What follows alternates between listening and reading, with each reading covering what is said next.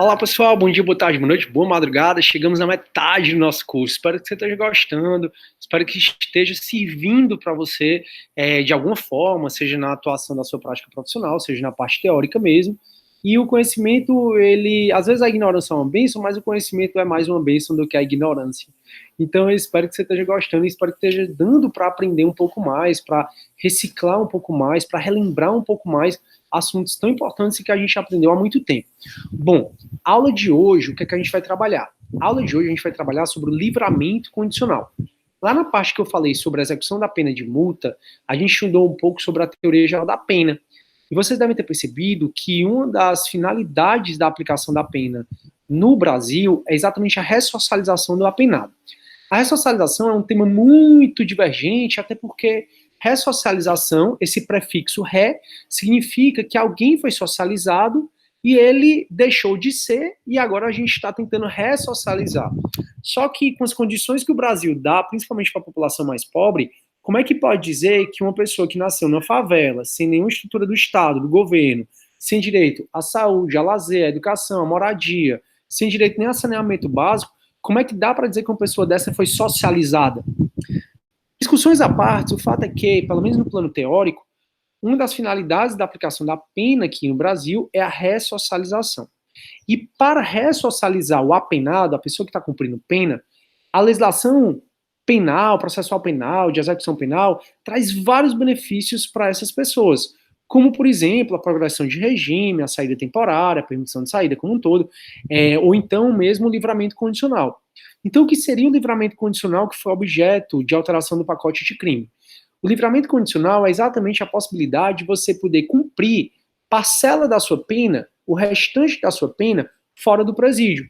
Então, às vezes, a gente escuta no jornal assim, ele foi condenado a 12 anos, mas só cumpriu de fato 4.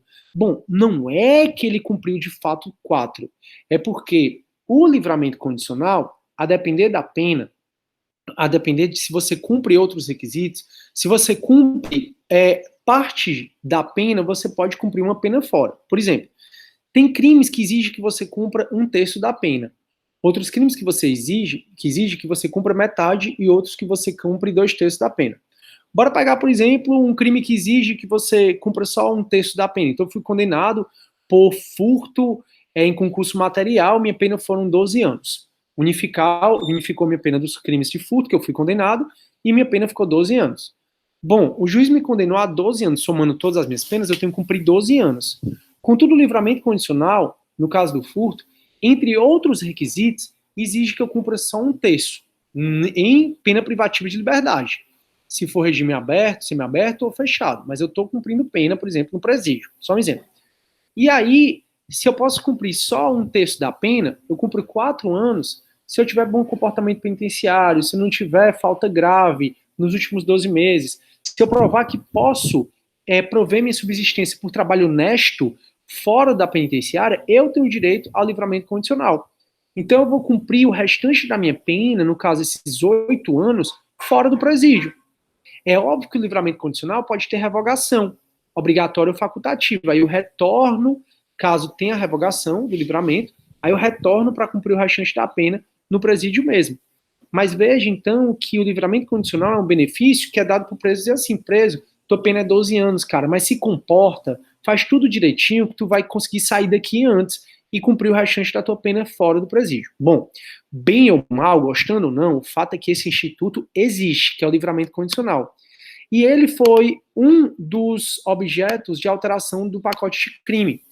E o pacote de crime alterou para trazer um requisito a mais, que eu até já disse nessa aula, para trazer um requisito a mais para os apenados serem beneficiados pelo livramento condicional.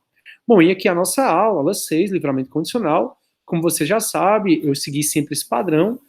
E o outro padrão que eu segui é que a gente vai conversar um pouco sobre o Instituto. No caso, vai falar um pouco sobre o livramento condicional, a revogação do livramento condicional, obrigatória e facultativa, até que a gente chega falando dos requisitos do livramento condicional.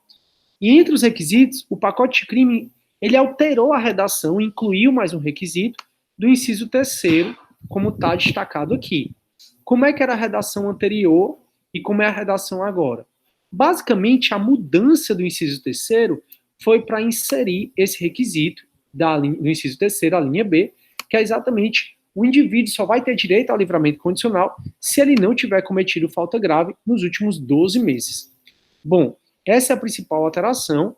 Depois eu converso um pouco sobre o que é a falta grave, como, por exemplo, a fuga. Você está cumprindo pena privativa de liberdade e você vem a fugir, você comete falta grave, então você teria que esperar mais 12 meses sem cometer falta grave para ter direito ao livramento condicional. Eu julgo super acertada, eu julgo até atrasada, mas julgo super acertada essa alteração que o pacote de crime fez.